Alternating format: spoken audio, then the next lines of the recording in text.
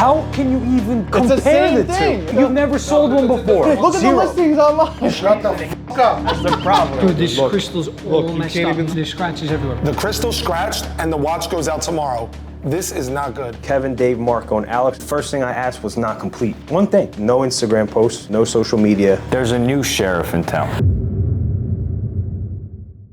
I don't want to punish anybody, I don't want to single anybody out, but this is our first week as an actual sales team with under new management, call whatever the hell you want, and the first thing I asked was not complete. One thing, and for 6 days. Therefore, no new leads will be dispersed to Kevin, Dave, Marco, and Alex until Zendesk is cleaned up. That includes no Instagram posts, no chat PMs, no social media until this is complete. Part of a growing company and getting better as a firm is constantly evaluating your processes and strategies. Therefore, this is a time in which I believe that I needed to step in as the director to make sure things go better. What this shows me is your workflow is pretty busy. You guys got a shitload of leads. I don't think there's any point to going Instagram or chat PMs if you guys got hundreds of in the pipeline. Over the weekend, I sold 3 watches, just cleaning my out. This is not supposed to be some monotonous task just to do it. If you utilize it, it works. We have a fun environment here and we do whatever the hell we want for the most part. This is all we're asking is to clean up the Zendesk because it is our Bible, that's where all our stuff lives. But the bottom line is that when you have all this stuff, there is money to be made there. So it doesn't make sense for us to just go take a bunch of Rolexes and APs and post them as we want in our stories and offer them to the same people when we have so many leads in here. I totally understand in the situation what Adrian is talking about. We need to find that comfortable balance between sales, leads, and a little bit of social media. 1,000 a meteorite Pepsi, 2022 stickered. No, I wouldn't buy it. A stickered 2022 meteorite? I wouldn't buy it. Now I gotta pay you commission when you sell it. Now I gotta pay shipping and insurance to get the watch in and out. Where's the deal? Oh, wait. Pay them to get you that client and you're gonna sell for 1,000. Revenue, revenue, revenue. I'm gonna hit my numbers and we're gonna lose money. We are in the Michelin star restaurant cooking up a piece of art. There's caviar involved, there's uni involved, there's truffle involved, all the above. Marco? Marco's more of like a diner. Like a crusty diner. like Outback Steakhouse type ordeal, you know what I mean? Maybe Jack Daniels. That's just insulting. Alex is straight Chipotle. I mean, okay, straight up. I identify as airplane food. Airplane food, damn. You know, Adrian says, I'm the only one who negotiates against the company. Swear to God, it doesn't make, it literally brutally doesn't make any f***ing sense. I can literally wholesale watches for the prices you guys sell them for with 0 overhead. 0. You say you never sold one or got a request for one. Just so you guys can understand, we're talking about a very rare Cartier monopusher chronograph. And I keep missing these But puzzles. how is that an argument? Every single one that's listed because online, you cannot say something is more. That's like saying the. Of course you can. What do you mean? Big and tasty is more desirable than the Big Mac. Okay, let me ask you this. Yeah. A 15500 blue dial sells for 10,000 more than a black dial. Why is that? The market dictates it. How can you even compare the two? How is that the same thing? We sell blue and black APs all day, every day for the past 22 years. It's the same idea. You have never sold this watch before. You have never gotten a request for this watch before. But ultimately, you're the one that is making the decision that it's more desirable. How is that the same thing? I'm not making the decision. The market dictates the decision. That's why. Sometimes you're wrong, bro. Face it. Unbelievable. How is that the same? Dude swears you don't lose a debate. Yo, listen to this line of reasoning, right? Marco made an offer on that watch. He goes, I think we should pay this. I said, absolutely not. Why would we pay that much for that watch when we already have that watch in stock? But that's why we have a group with the 3 of us. And another metal for the same price that we've had for a year that nobody asks about. He's saying it's more desirable. I'm like, really? That's not the argument. The argument is the principle behind the logic is the same thing. No, it's not. The market. No, it's not because you have no. You have no data. You have no data on that watch. Look at the listings online. 0 data. You've never sold one before. If it's a different watch, it's a different game. No, it's the same watch, different metal. It makes sense. Like blue is going to sell drastically more than black because there's more demand for it. And the reason. Don't scream. I got a question for you. Talk to me. Did you sell anything today? He sold my time, is what he sold. Huh? How much did you pay for his time? Not enough. Because I'm a partner with him, you know? Oh, okay. Then we're both beat in that case. Adrian, read this last text. Yeah. Cool. And guess what Adrian is gonna do for you there? Because you're my homie and you're my man, right? Adrian is gonna go, when we get that wire, he's gonna go back to the drawing board, he's gonna go grind and get the price down for you. Wow. And he's gonna pay me out of commission and the insurance. That commission. Insurance and shipping. No, that will all be accounted for. Shout out to Prime. The text says that the wire is sent for an RM1103 red quartz. That will put me at 1.5 million on the month. That's pretty good in this market. I love winning debates. I give credit where it's due. There you go. I'm a human being. I make mistakes all the time, but I at least recognize them all the time. I recognize them also. You don't. That's the problem. You have zero recognition, zero accountability for yourself. It's a constant argument. So when I debate that argument with you and I win, I feel good about myself. Oh, Marco, you never cease to amaze me that I always win our debates. At the end of the day, as much as me and Adrian may argue, it's always for the best of the company, and there's no doubt about it, I'm never wrong. Guess this just landed? No way. No way, really? 5712 just hit too. The team is on the rise. Oh my goodness. Bro, that's 450K between like the three of us. You got like $500,000. Actually, a little more, like. It's big time. I'm right where you needed me to be. Between me, him, and him. There we go. This morning I sold to a return customer 36 mil green OP, and I sold a RM1103 red quartz.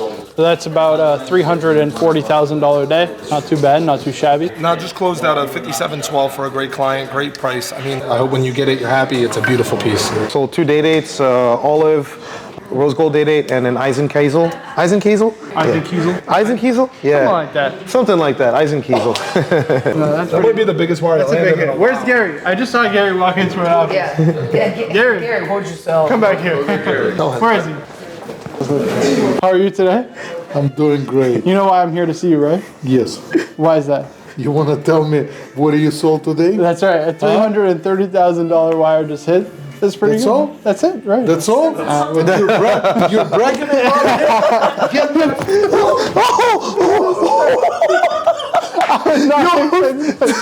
I was not expecting.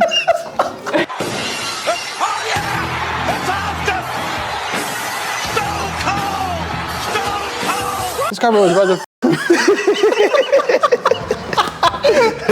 Dude, I would have been up. That would have been a lawsuit right now. You know you were so fragile. just with one hand.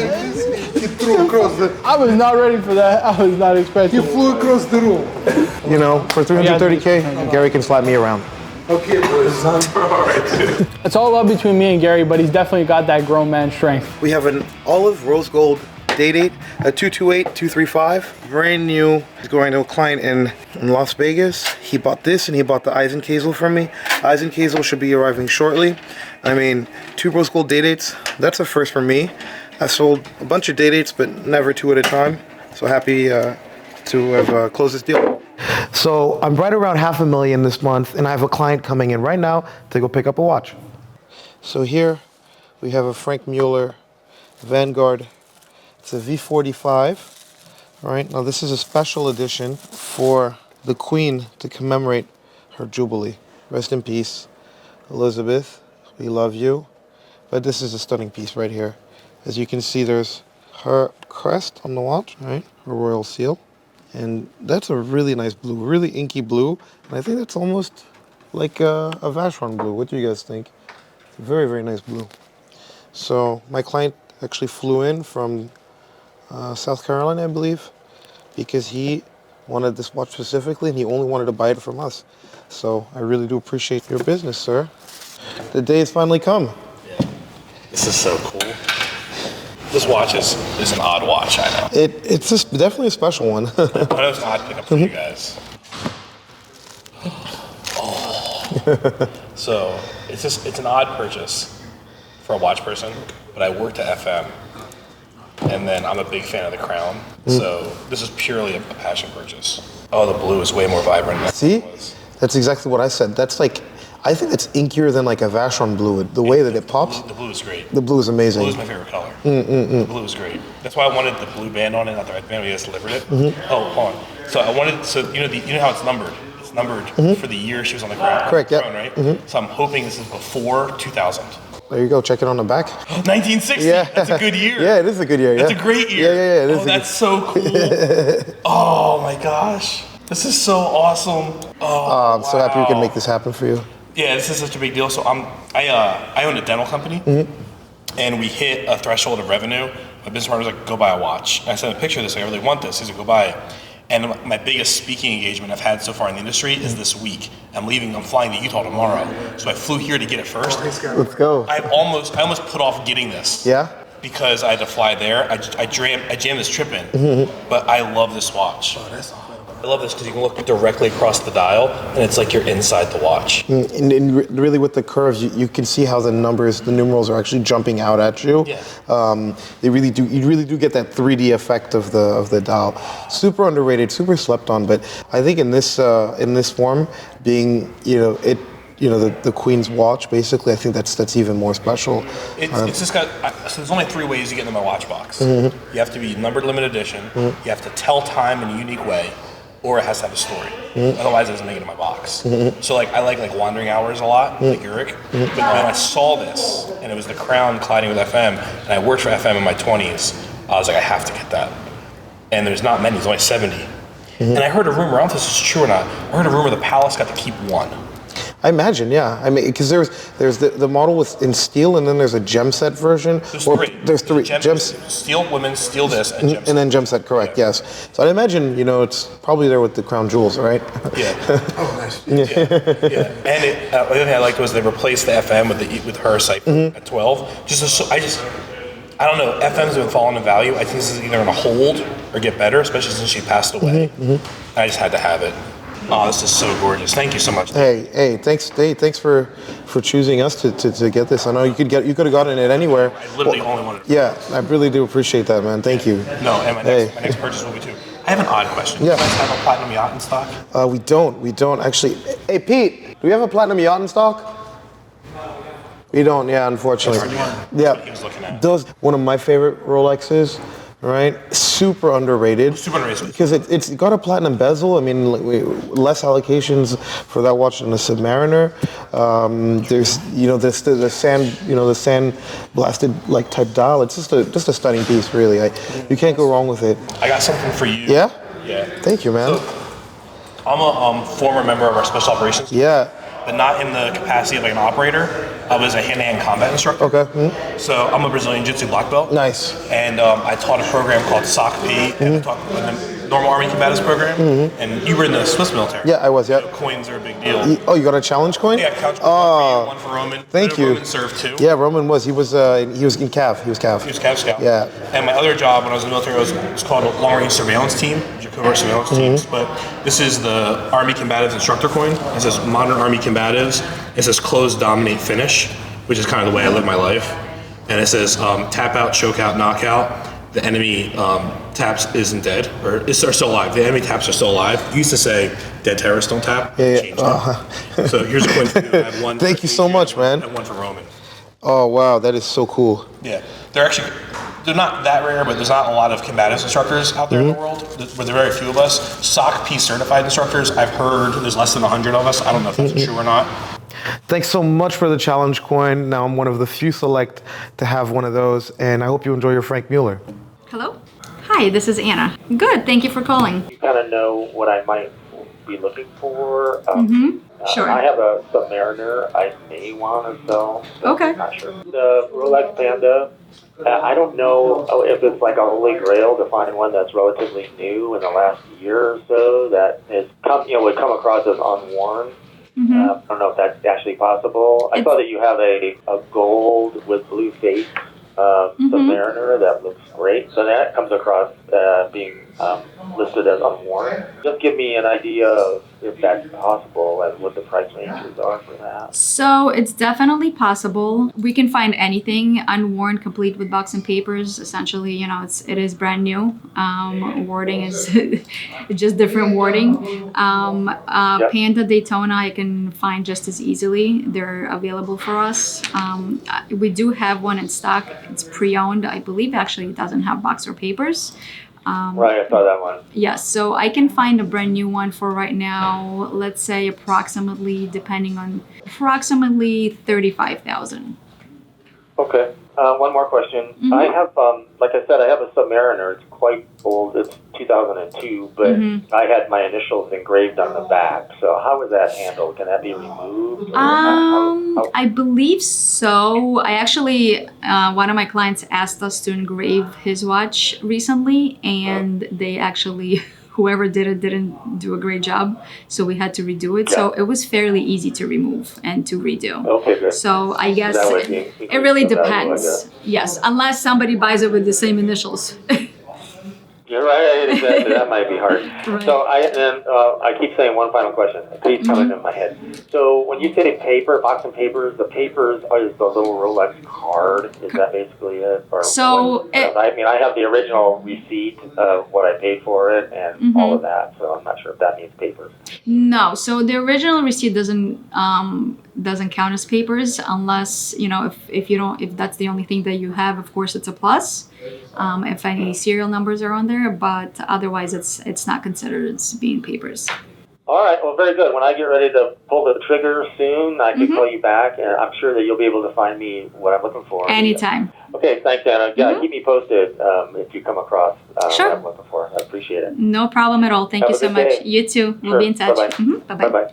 Bye.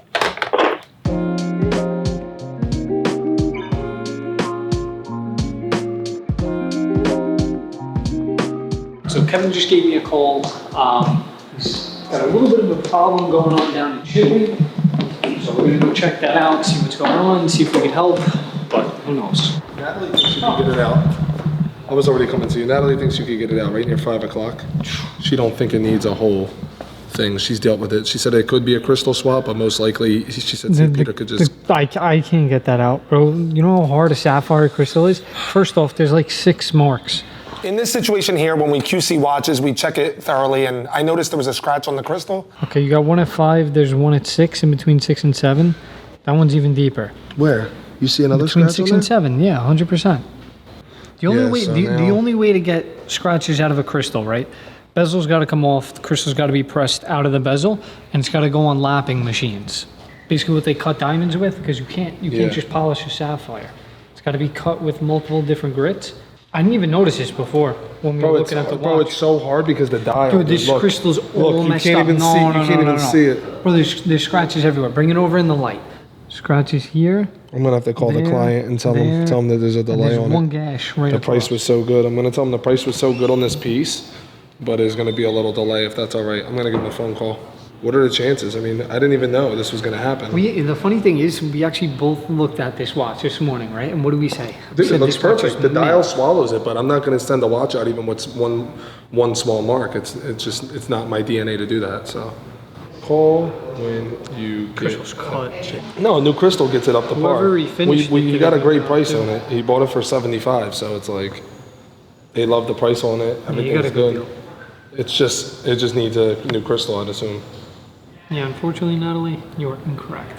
Let's go tell her. The crystal's like cut multiple different spots. You have to catch it in like the right light. It's got scratches. So we're not shipping this out, dude. Sorry. Just another day in the life of a watch dealer. That's it. Should I just hand it to you with a card? Natalie looks too cool for this job. She looks way too cool for this. Why is she chilling like this? It's a new pair of sunglasses every day. I'm gonna call and break the news. I'm not even gonna lie. I'm gonna say I noticed a scratch. We gotta get a crystal swap. Can we expedite? Like the fastest expedite?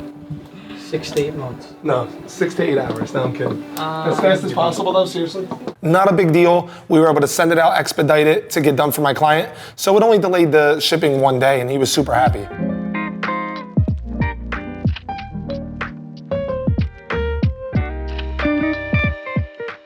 Why don't you tell me about the Cartier crash, Adrian? I don't need to. I don't act like I know all the ins and outs about that, about the Cartier crash. No, a little bit more than you. I know when it came from, what era it came from the 70s. I know that how much of a dog it used to be. I used to sell Cartier crashes when they were 40,000, 50,000. I sold them. Then somebody goes to wear it and it skyrockets. Do I know how to verify what era specific it is? No, I don't. But the line of thinking, not specifically on a Cartier crash, that Roman likes to use, go find me another one. You know what my response is? Who's looking?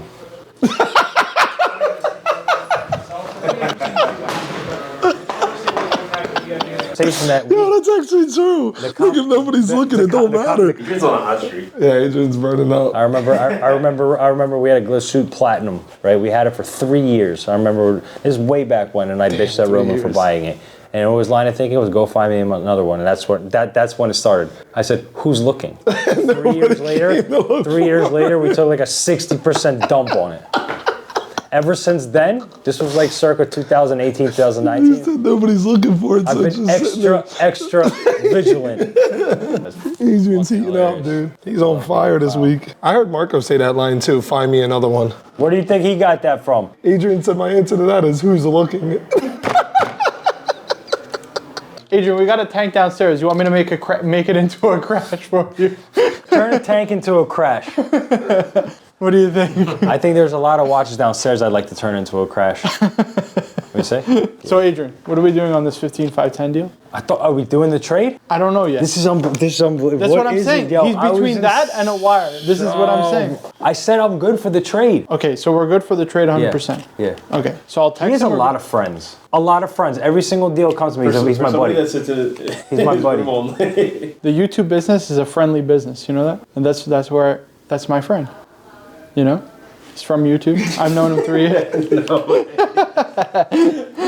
But that fair deal all around. How much are we selling this Cartier Crash for, honestly? $350,000. Can I be honest? I think it's one of the most overpriced, ridiculous watches that is pure hype I've ever seen. I don't disagree. It's about pride of ownership. Pride of ownership. Yeah, it's pride of ownership. That's what it is. It's so rare. Okay, well, so unique. There's nothing else like it. What about Paul Newman Daytonas? No, it's purely about pride of ownership. Owning an original Paul Newman Daytona. Of course. I mean, come on, let's be honest. This is 100%. Yeah. Obviously, there's nothing in here that qualifies it to be a six-figure watch, right? I mean, the thing is I still find it to be a very feminine-looking watch. It's a beautiful lady's watch. You have to be a very specific type of dude to pull this off. Like, you got to be just like... What do you mean? No f***s given. What? Skinny, no. Absolutely no. You have to be like a weasel, bro. You got to be like... 4'1", 120 pounds wet. You got like John Mayer could pull this off. Adam Levine could pull this off. You got to be like quirky weasel. Sit this on my wrist. Oh wow, we have a quarter on my wrist. Look at this. It looks foolish. This yeah, man. The people are going to hate. There's a ring. People are going to hate you for I don't killing care. Cardi. Make it into a ring. I personally think like there's something avant-garde. There's something real sexy about this for a woman. Hold on, before I get ripped in the comments, put the camera on me real quick. Hold on. First of all, I didn't talk bad on it.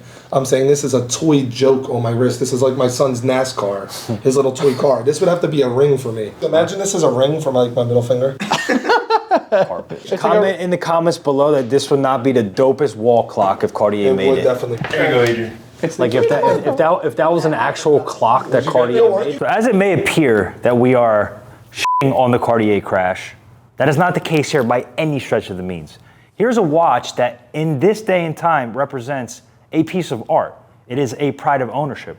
Obviously, the mechanics behind the watch don't necessarily warrant the price tag of the watch, but the rarity and collectability of it is what the collector pays for. Listen, does somebody have to have Mamba mentality to work here? Absolutely. Wow, you like that, huh? There's a lot of 𝗴𝗏 Browns in here. Amongst our Kobe. Hey, Derek Fisher was a solid. Hold on one second. Who are the 𝗴𝗏 Browns? I'm not going to say out loud, but there are a few 𝗴𝗏 Browns. There's a few, what do you call it? Greg Odens. Yo. For sure. But for the most part, there's a lot of Mambas in here. I feel like I'm mostly like a Steph Curry. You? Yeah, I think so. You're more like a Ron Artest. that is Steph Curry. That's just f***ed up. There you go. I would say Kevin. Kevin is like, hold on. He's got to be like a Ben Wallace. It's like like a JJ Redick.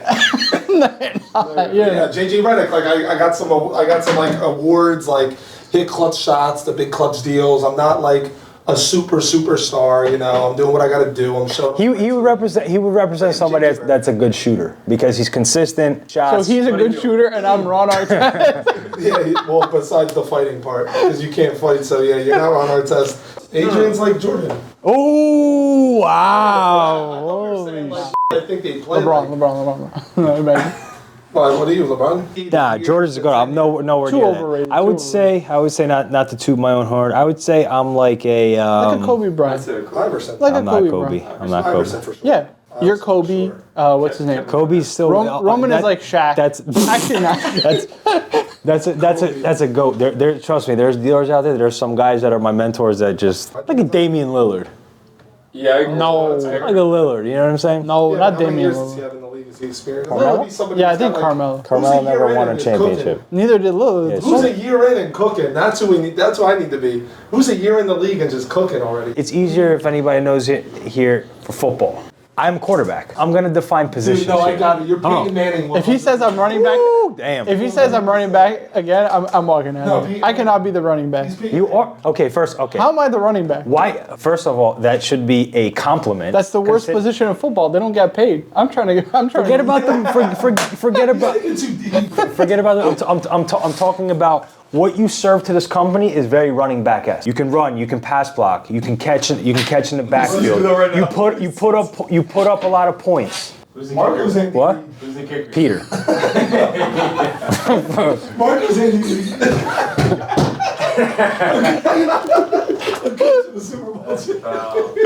And then I would say Dave is like Dave's offensive lineman, yeah. Dave's an offensive lineman. Guys, now that football season is quickly approaching, comment below who you think each member of the gray market team represents as a football player. Guys, I'm on Wabash Avenue, i.e. Chicago's Jewelers Row. I've never actually explored Chicago's Jewelers Row, and I wanted to meet with a friend of mine, Josh, let's wait for the train. Wanted to meet my buddy Josh, and I wanted to give me the breakdown on what the gray market looks like in the Chicago area. I know a lot of jewelers from Chicago, now a lot of watch dealers from Chicago, but I never really seen what it's all about. From what I understand, it's not 47th Street, it's actually very small. Most of the dealers and offices are concentrated in this building, which is 5 South Wabash. So let's go. All right, we're gonna start on the outside. Josh is gonna show us around. Now this district doesn't seem as big as obviously 47th Street, but it does occupy a little bit of space, I feel. Yeah. Like. We're looking mostly stuff on the ground level, or is it mostly in the building? So this building is a historic building, over 20 floors of jewelers, diamond dealers mostly, and then you have 29 East Madison, which is also a jewelry building, mostly diamond dealers. And you pretty much have Wabash over here and Madison. It's literally a corner, but everything tends to go up. Yeah, everything tends to go up. Is there a reason why you don't have a whole lot of stores on the ground level, like in New York, for example? This is just how they built it out back in the day. And it just stuck this way. And people come here and they go up. They know to go inside a building, go up to whatever level. Yeah, Because your spot is set up like a store, but it's it's on the 12th floor. Right. We're set up for retail, but we're mostly wholesale. Don't want to do retail, huh? Still. No, I'm panning out. I talked to this guy about, when he was starting out, he's like, I don't know if I want to do retail. I'm like, you can't build a product with just wholesale. It's a good revenue generator. Right, absolutely. You move stuff quicker. It's a volume game. But I'm starting to get my retail calls. Honestly, with his looks, he should just have a YouTube channel and the retail business will blow up. Which way are we walking? Not much to walk here, but we can go that way. More stores that way.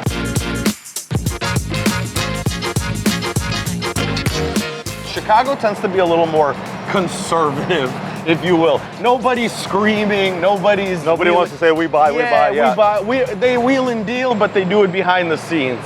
I don't see a lot of watches in the window, that's for sure. Not too many watches. They're all kind of hidden. It's not as loud as New York would be. Is it a safety thing or is it just a culture thing? It's probably a culture thing, and now it became a safety thing after COVID and all the riots. But this is Chicago gray market. Get yourself a deep dish pizza and a Rolex. That's right. What does your day look like when you come in the morning? I wake up, I start my intermediate fasting. Yo, let's go. You didn't eat yet? No. Start my day in the morning, I get on the chats. I look at what inventory came in, what vendors we have to pay, who gave me 30 days, who didn't give me 30 days. You can have 30 days. There you go. My credit's good with them. You're on the street. Yeah. You have a ton of Rolex inventory. Yeah. Obviously, there are calls. Because what happens on 47th Street is that a call goes out on the street, customers shopping around, they're looking for stuff. All of a sudden, all the wholesalers upstairs, they get called, hey, bring this down, bring that. Does that happen here? It doesn't really happen here. You might get a call or two. 99% of my business is done out of Chicago. So then my question to you is, what's the point of being in probably some of the most expensive offices out here? I mean, like... It's probably not as expensive as you think on the 12th floor. It's doable. But then again, security. Security is the best because this building is 24/7, open with a security guard. And at night they put the shutters up and it's locked. And let's go outside and check it out. So what's selling, Josh? Oh, what's selling? Let me guess, Rolex? Rolex, AP and Patek. It's funny, everybody's talking about the market being down. Well, yeah. Let's first of all talk about the fact that it just corrected and nothing more. But at the end of the day, it's still Rolex, it's still AP, it's still Patek. Yeah. But what are you being asked for the most? People are excited. The retail clients that I do have, they're excited to see gold pieces going under. You know, I'm seeing a lot of that selling because of it. Absolutely. And, you know, when they were double list, people are like, well, that's crazy, you know? So now they're excited to see precious metal coming down. But like you said, for my retail clients that call, all we're getting is, hey, is this a good investment? Is this a good investment? And what you said, I told them all the time, buy what you love.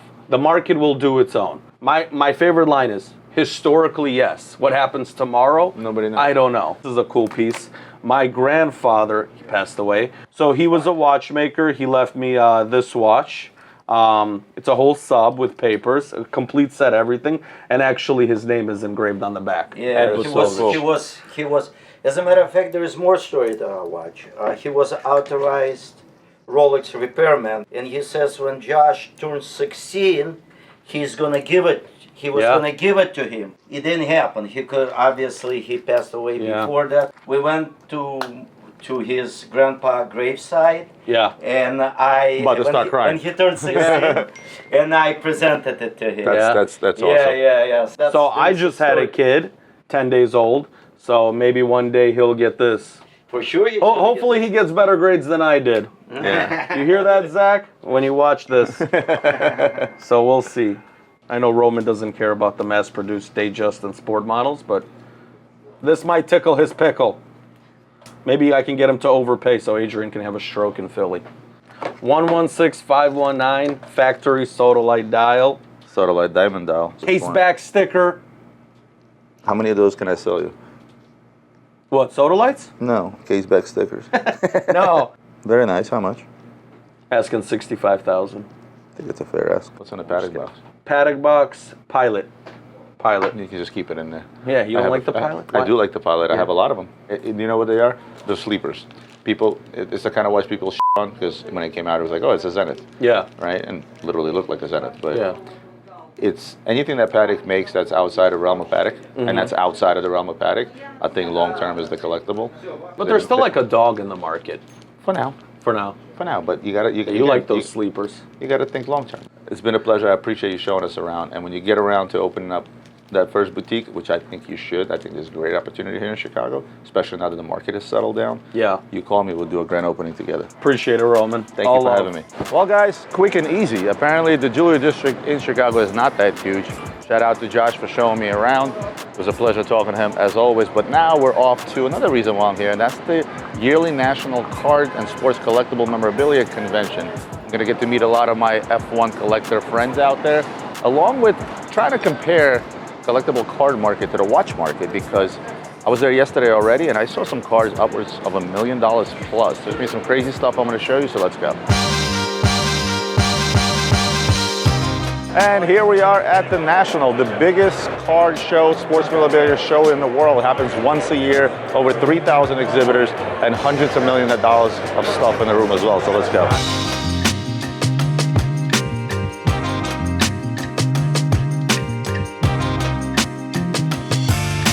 Hey brother, how are you? You mind telling my viewers about the world of video and video game collecting? So all these are video games. These majority here are Nintendo. The original Nintendo came out in 1985. I remember very well. Right, yeah, exactly. the alcohol swabs. So I mean, for me, it's going to be Zelda. Zelda's obviously the original Mario Brothers Punch Out.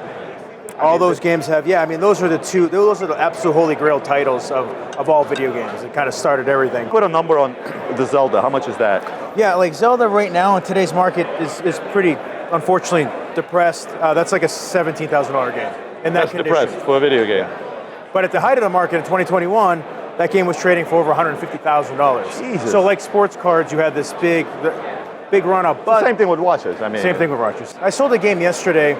I paid $18,000 6 months ago. I sold it for $9 because one just sold in Heritage for $9,800. That's where the market is, right? So if the market's there, that's my job. My job is to get it at market value to people's hands. But yes, but then again, I spent $100,000 in the Heritage auction last night.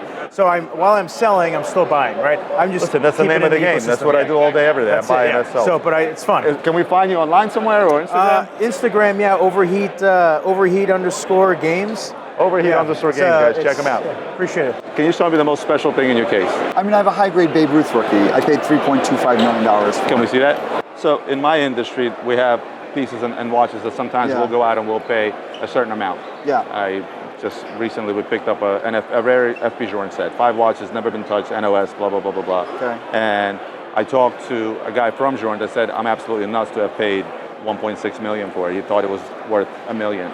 Yeah. And I feel like same with this industry, it doesn't matter what you pay for this. If somebody's going to want that. Well, when you buy the best of the best, you only need one person to buy it. Exactly. I don't need, 50 people to buy it. I just need one person to buy it. It's the same thing with us. It was nice to compare notes, right? And what we were comparing notes about is the best of the best and the rarest, right? That's why he pulled out that $3 and change million Babe Ruth card. And when I asked him about, the value, his response to me was basically, look, the value is what one is willing to pay for it. That's what happens with watches in our industry. There are certain watches that, the general consensus is, look, this watch is worth, $1. And I go out and I pay $1.50, and people are like, well, you're crazy. Well, no, I'm not, because I'm going after the rarest that's out there, where there are some pieces in the watch industry where the price actually becomes irrelevant. And then, of course, the guy shows me the Jordan setup. Hired an artist to do this holographic image of the most iconic basketball cards out, the 1986 Fleer Jordan rookie, right? And he made a holographic version of it, and on the surrounds of it, there were 30 PSA Gem Mint 10 Jordan rookie cards.